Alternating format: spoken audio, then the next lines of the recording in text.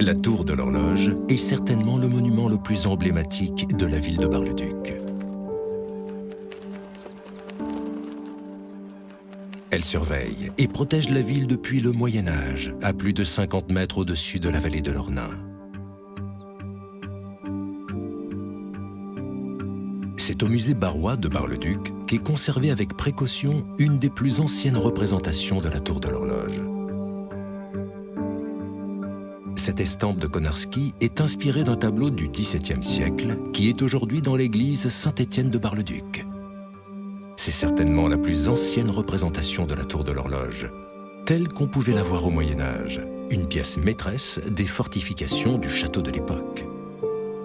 Pour comprendre comment cette dame vieille de 8 siècles a traversé les époques, nous avons rencontré Franck Moureau. Il est en charge de l'animation de l'architecture et du patrimoine pour la ville de Bar-le-Duc.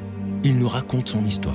Une histoire riche et variée et qui débute là, entre la fin du XIIe et le début du XIIIe siècle avec la construction des remparts de la cité ducale. C'est en 1381 que le duc Robert va ériger la première horloge qui va faire la renommée du quartier. Alors bien sûr, la première horloge n'était pas à destination des habitants, mais d'abord pour l'utilisation du château ducal. Et c'est ensuite qu'il y a eu 2 autres cadrans, en 1608 et en 1752, pour offrir l'heure aux habitants à la fois de la ville haute, puis aux habitants de la ville basse.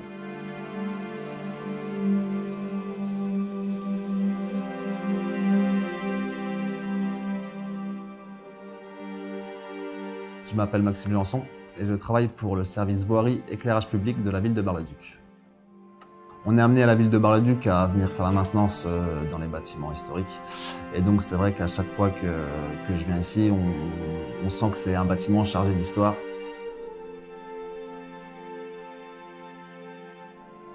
Quand je monte les escaliers pour arriver au sommet de la tour de l'horloge, je suis toujours impressionné par les différentes étapes de construction des murs et de la charpente. On est toujours impressionné par l'architecture et par la façon dont ça a été construit à l'époque.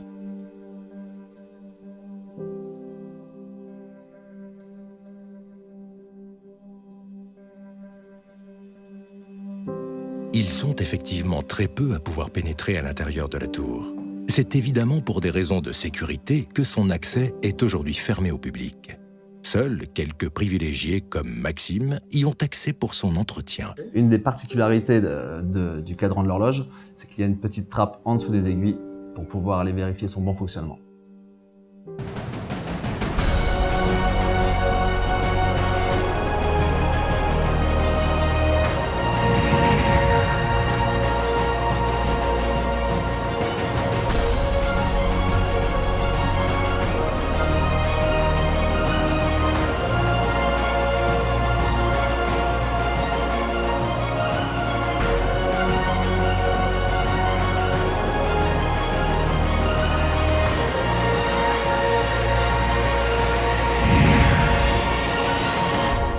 Cette tour, qui était un véritable monument, qui avait une hauteur considérable pour l'époque, a été livrée au proie des flammes à différentes reprises suite à des incendies causés par la foudre. On a dans les archives des traces des violents incendies de 1500, de 1608. Il faut savoir qu'en 1554, les cloches ont dû être refondues.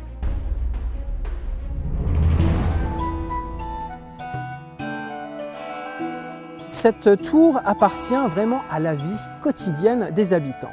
Pourquoi quotidienne? C'est parce qu'elle pouvait sonner les grands moments de la vie, les lieux de marché, les fêtes, les mariages, mais également, chaque semaine, un office spécial était donné pour ordonner aux gens de déposer leurs ordures dans tout le secteur de la ville haute. Il y avait 2 ramassages, un le mercredi et un le vendredi, comme quoi ça n'a pas trop changé par rapport à l'heure actuelle.